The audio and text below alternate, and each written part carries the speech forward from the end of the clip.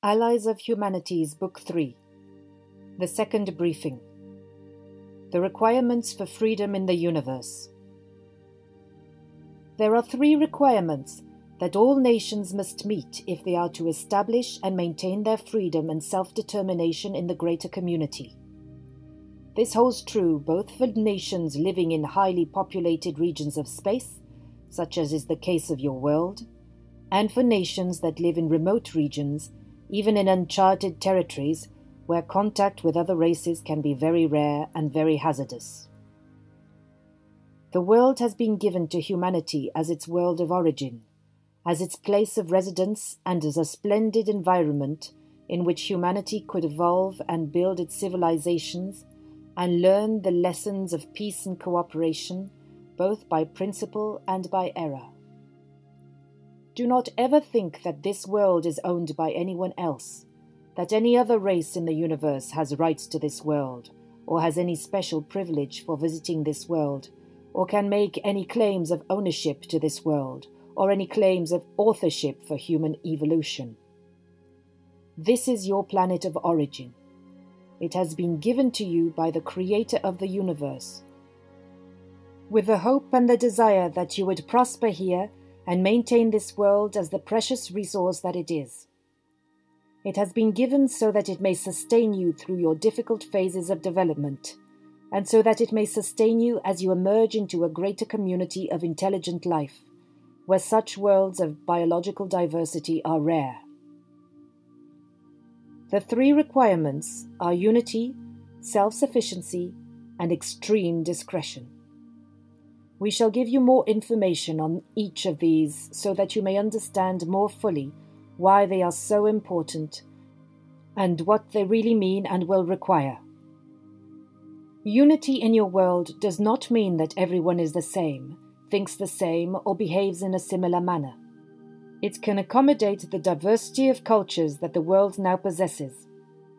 But there must be a unity of purpose, a common purpose to protect the resources of the world and to establish a boundary to space where all nations cooperate with one another, not only for their interest in their national security, but for the security of the entire world.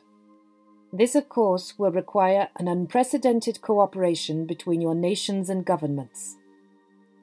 With a greater community education and awareness, this great accomplishment is possible. You must turn your eyes to the heavens.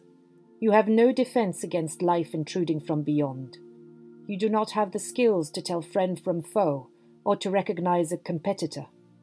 You are obsessed with the needs of your nation and your difficulties with other nations. You will also need this unity to face the declining resources of your world and the great and perilous consequences for the human family. This includes the environmental damage you have created in your world, the damage to your climate systems, to your water, and to other life-giving resources that have supplied and sustained humanity over its long and slow evolution. Human unity now will not be the consequence of ideology but of necessity, for you will fail if you are divided facing the great change in your world, and you will fail in the face of the greater community if you cannot establish this unity of will and purpose. All 3 nations in the universe must establish this unity of will and purpose, particularly regarding their use of their home worlds and their awareness and approach to the greater community. This need, therefore, is universal. Your evolution has always been towards greater unity and cooperation, but now it must enter a more mature phase. For no nation will prosper and remain free if other nations in your world fall under foreign persuasion, a persuasion that will encourage human conflict in order to weaken the earthly powers that you have and to weaken the strength of the human family, fracturing it and making it more susceptible to persuasion, to foreign manipulation, and to the need of foreign technology. Your unity must be a unity of purpose, based upon a greater awareness of your vulnerability to space and the fundamental need to establish a sustainable use of your world and its vital but limited resources. Never think that you can go into the greater community and take whatever you want from it.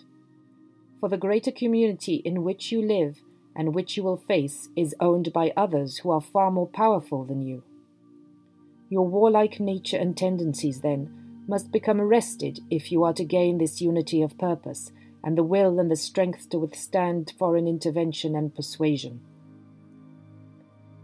Human unity here may only be forged under a great challenge, for there is too much division of purpose and intent within your world for nations to establish such an essential common ground. It will be necessity that will drive you to create this, if ever you will. It will be an undaunted and persistent need that will drive humanity to unite in its own defense against internal collapse, and defense against external intrusion. Within your nations and your cultures, there must be this unity of purpose, or the great resources and talent of humanity will not be brought to bear to face its great environmental challenges and to face the difficulties of emerging into a greater community of life. Humanity's future in the universe will be largely determined not just by foreign persuasion or intrusion, but by your ability to create a sustainable use of the world. Here, humanity will have to enter a more mature phase of its development. You will not be able to focus on growth and expansion, for your resources will constrain your expansion, and your growth and the universe will not allow you to reach out and take what you need from other worlds beyond this solar system. Nations who are aware of your presence, who are not intervening in your world, will respect your sphere of influence if it is established within this solar system alone. But beyond that, any intrusions into space or into the territories or worlds governed or owned by others will be intensely resisted. You have boundaries and constraints now, and these are new to your experience, for you have been growing and expanding for so very long. But there are limits to this. The world will limit you, and the greater community will limit you. Unknown to humanity is the reality that great empires in the universe are rare and tend to be very unstable, unable to supply and sustain themselves over long periods of time. They either collapse at their perimeters or due to instability at their core. It is smaller nations and networks of nations that have been able to establish long-term stability with one another through very strictly enforced rules of trade and commerce, and through establishing a greater consensus for mutual well-being and stability. Your nations of growth and expansion, therefore, will have to change. For you cannot plunder the earth without bringing yourself to a devastated state, a state that can be easily taken over by others in the universe. While outright conquest of your world is not permitted in this region of space, other nations are free to intervene under two conditions. First, if the native peoples of your world appear to others to welcome intervention and to not resist it. And second, if humanity were to fall into a truly deprived and declined state. Under the second set of circumstances, other nations would be free to come and take the world for themselves, using humanity as a resource for their own ends. It is these two conditions that allow intervention in this region of space. It is because you live in a highly inhabited part of the universe that conquest is not allowed. For attempts at conquest create instability and conflict, and instability and conflict are resisted by networks of powerful nations who seek to maintain stability and security at all costs, even at the cost of their own freedom. It is entering a more stable and sustainable state that all worlds in the universe must seek to achieve at some point in their development. Therefore, war in the universe as you imagine it is very, very rare. It may occur in uncharted regions where two opposing nations may fight over the spoils of a world or set of resources that they both value. But in highly developed parts of space, such conflicts are not permitted. Here, resource exploration and exploitation must happen under certain conditions that do not generate war, conflict, or instability between the resident nations of those regions. In this sense, the greater community is a different environment than you are accustomed to. It has achieved a sustainable state, at least in your region of space, regarding those nations that you will encounter. In uncharted regions, it can be much more unstable, and conflict can erupt dramatically. But eventually, nations realize that war and conflict destroy resources, and resources are what they must acquire and preserve. So other means are sought to persuade one another, beyond the use of force. This is why the powers of persuasion and perception have been established to a very high degree throughout many regions of the universe. We know a few exceptions to this in very highly inhabited regions. Once nations realize they cannot fight each other without mutual loss, they will enter into cooperative agreements, and they will maintain these agreements very strictly over long periods of time. These are the conditions that you will face in engaging with your local universe. That is why your recklessness, your aggressiveness, and your use of force are looked upon with such disdain and concerned by established nations in your region. Here you will not be allowed to exert such aggression beyond this solar system.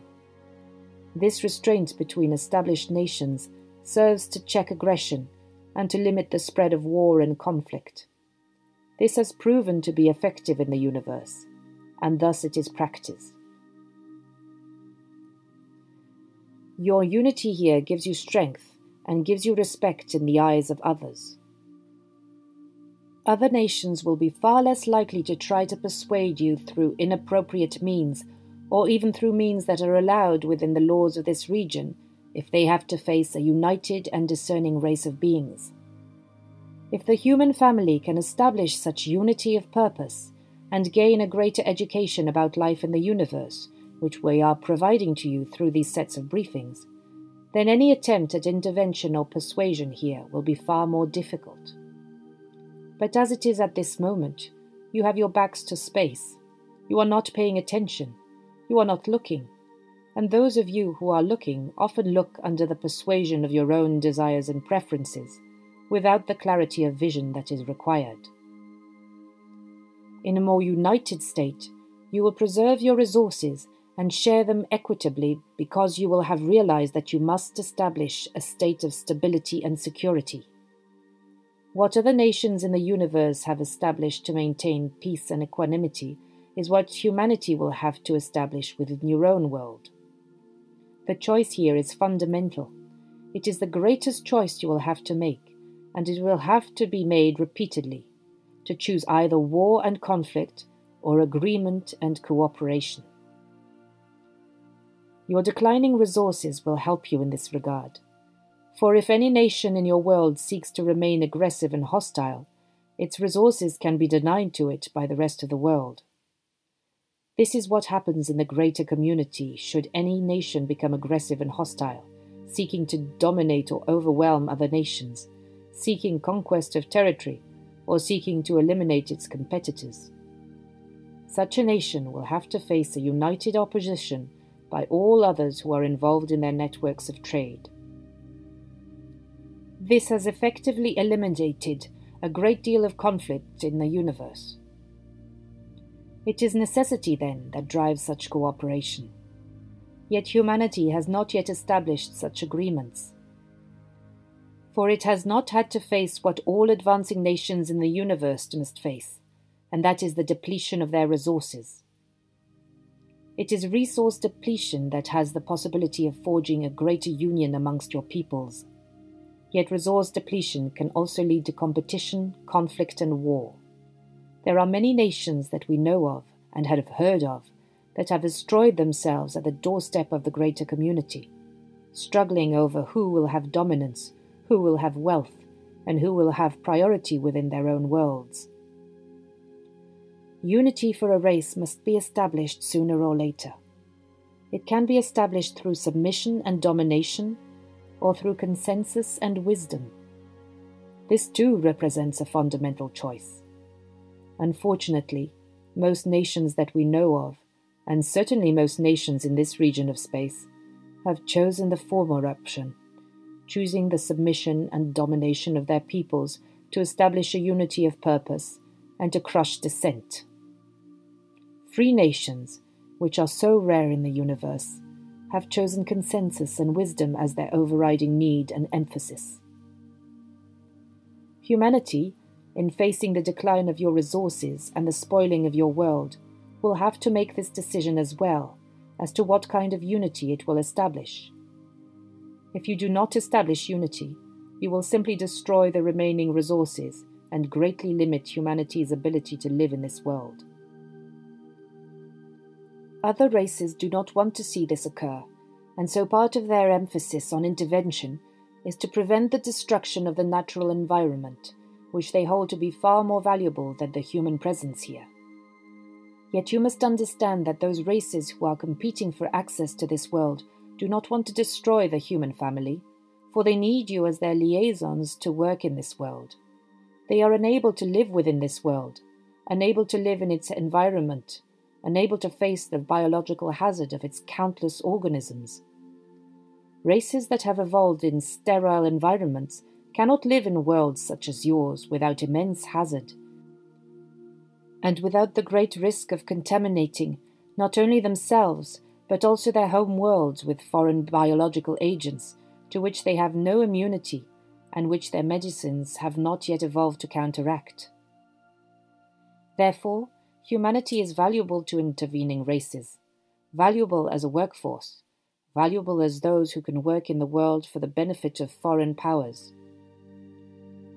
But this benefit will not be yours, and should you lose your freedom to foreign intervention and persuasion, the life it would create for you would be truly tragic and unfortunate. In the greater community, all advancing nations have faced the problem of resource depletion. As a result, resource acquisition and the stability and sustainability of resource acquisition have become the overriding emphasis. Nations that have advanced technology that requires resources from foreign places become extremely dependent upon maintaining access to these resources and to establishing peaceful and diplomatic relations with those who supply them. Here, advanced technology makes you even more vulnerable to foreign persuasion and control.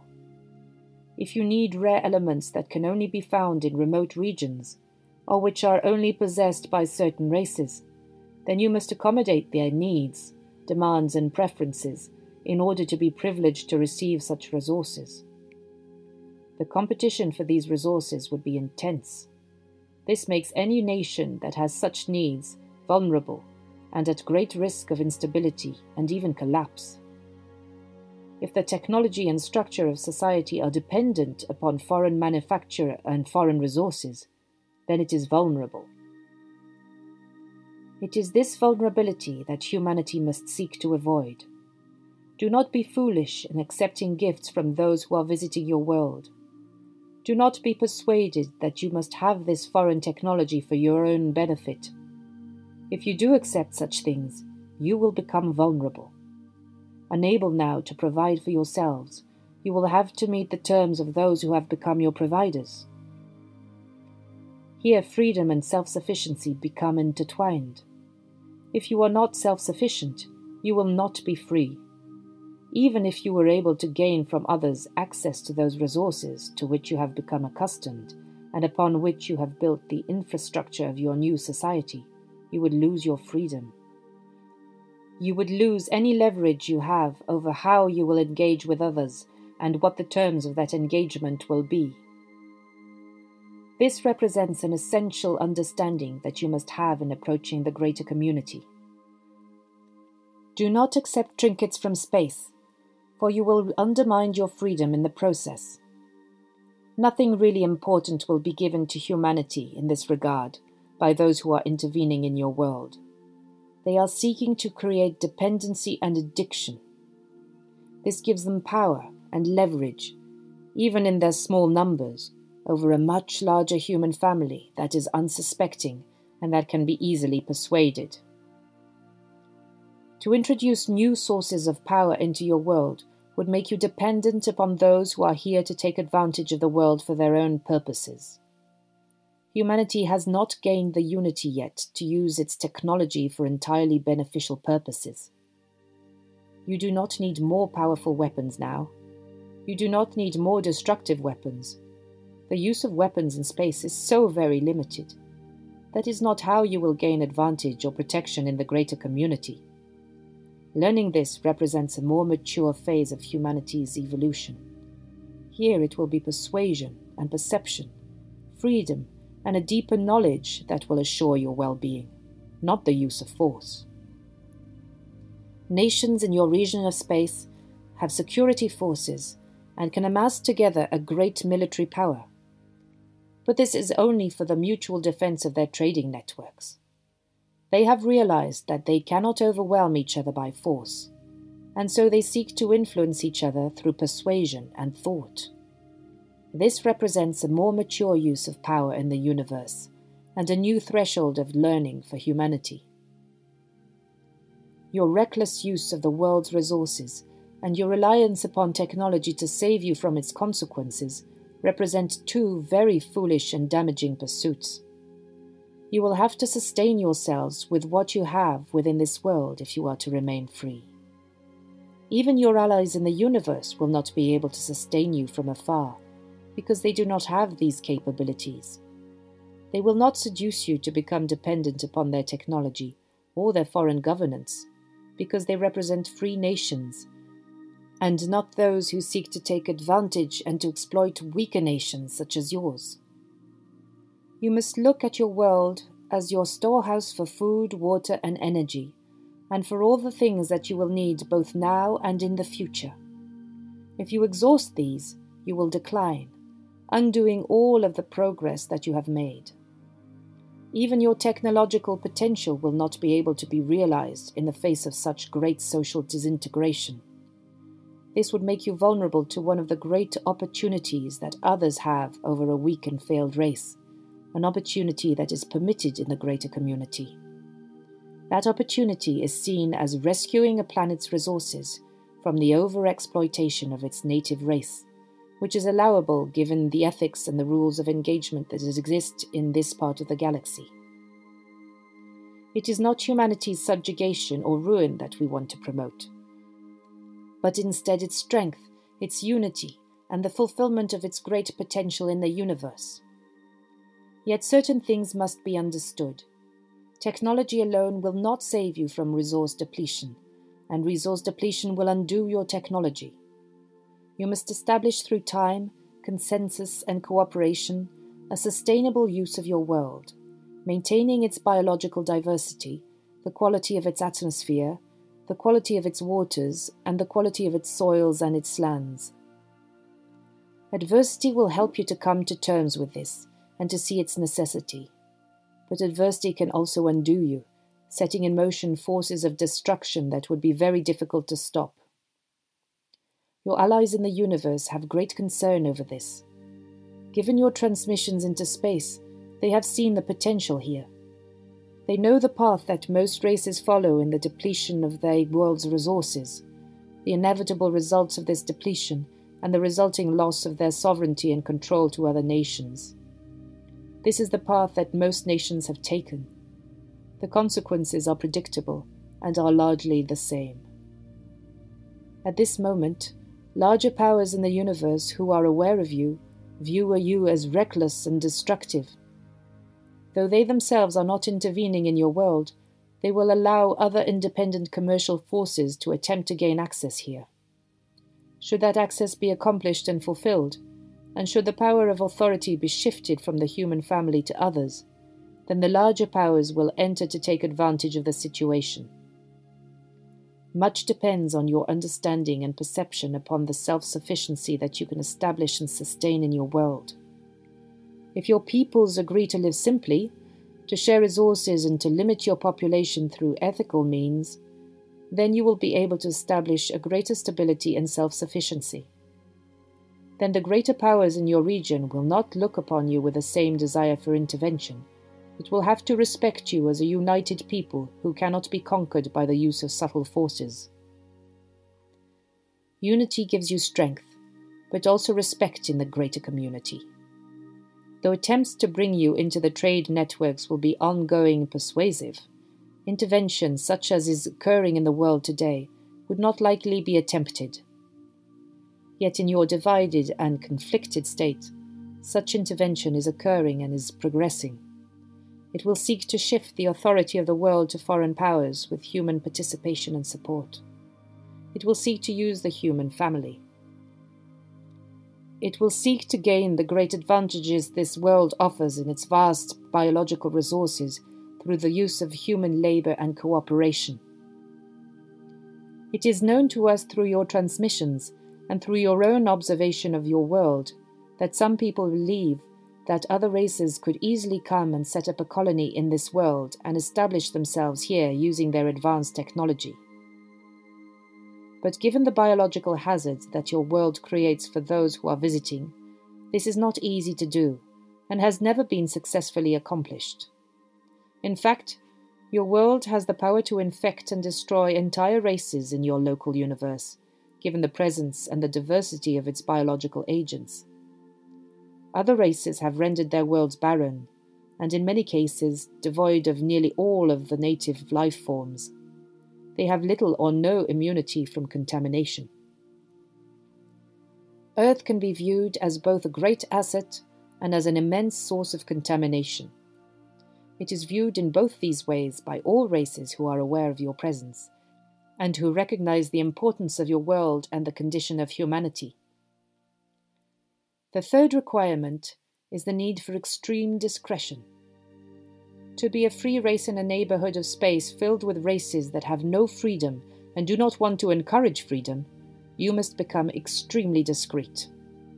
You must establish yourself as a non-threatening presence to these worlds. You must not engage in trade with them to any significant degree, and you must not allow them to visit your world and to scrutinize your behavior. The rules of engagement in these regions of space will give you these rights if you can demonstrate a united intent and purpose in establishing and maintaining your boundaries to space.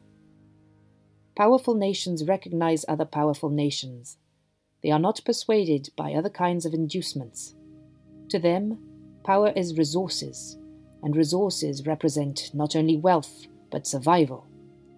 For their advanced technology has made their survival now more difficult to sustain, and the resources more difficult to acquire. This is so very different from how the peoples of the world view such things.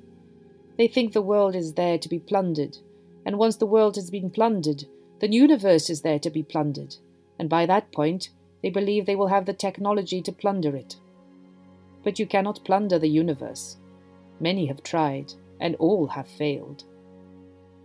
Your discretion then becomes critically important. You will have to learn how to communicate without broadcasting into space.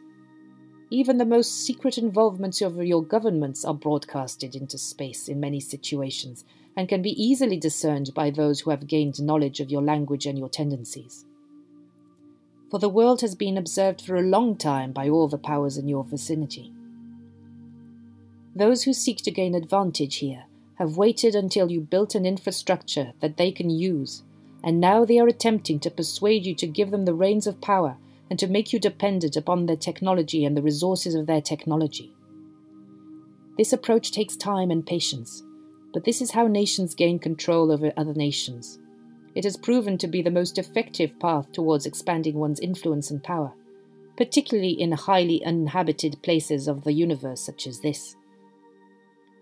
You do not want to be open to the universe. You do not want to reveal your activities, your conflicts, your difficulties, your aspirations, your plans, and your goals to those who observe you. Your allies understand this, for they have had to maintain great secrecy regarding their presence in the universe and their engagement with other nations. Only those nations that are free can associate with one another more freely, but even then, their engagement is limited and must be protected with great emphasis. You do not know of the great disadvantage you are creating for yourself in broadcasting your communications into space. It is the problem of living on the surface of your world, where everything can be observed. Many advanced nations in the universe have chosen to live underground for this purpose, and some have chosen to live underground out of necessity, for if your planet's climate system is disrupted, surface living becomes difficult, if not impossible. Living underground has many advantages. Discretion is one of them. But that is not your condition now, so you will have to find other ways to maintain discretion. Your world is being watched. Your governments are being watched. Your conflicts are being watched. Your trade and commerce are being watched. Your tendencies are being watched, both by your allies and by those who would seek to exploit you. In the future, should you gain a greater unity, and should you be able to sustain the use of your world, the development of this discretion will become essential. For indiscretion is always exploited in nature. It always makes one vulnerable in nature, and the universe is a natural environment, fundamentally. There are limits to technology. There are limits to travel. There are limits to what anyone can do with machines. You have not yet reached those limits, but they do exist. There are older races in your neighborhood who have reached those limits, and that is why they seek to use power in the mental environment and to develop this power both for their own defense and to take advantage of whatever opportunities may exist within their sphere of influence and within their local regions and space. Ultimately, no one on the outside should know what is going on in your world, not even your allies or potential friends. They will respect this discretion. They will expect it, and they will understand it. This will require a very different approach to how you live and to how you communicate. Certainly, broadcasting the way you do is entirely inappropriate. That is why your scientists who seek to listen to broadcasts in the universe will not hear very much, because no advanced nation broadcasts in this way. Discrete information is sent. Discrete channels of communication are established and utilized heavily. But general broadcasting is not done for the very reasons that we are describing. Therefore, the three requirements for freedom are all unmet by the human family at this time. You are not united and face the risk of greater division and conflict between your peoples and nations. You are rapidly destroying your self-sufficiency in your world, and you are hardly discreet, broadcasting your strengths and weaknesses to all who wish to view them. These three areas then represent the primary focus for the advancement of humanity: the establishment of human unity and cooperation based upon necessity, the cessation of overuse of the world, and the maintenance of its resources, and all that will require in terms of how people live and how people engage with one another in your world, and the development of discrete channels of communication, both through a deeper awareness and through technology. These are the three great needs of humanity, not only for your own well-being and your future in this world, but also to give you the opportunity to build real freedom and unity in the greater community. Any contribution that you can make as an individual and as part of the human family in this regard is vitally important in giving humanity a greater freedom and a greater promise for the future.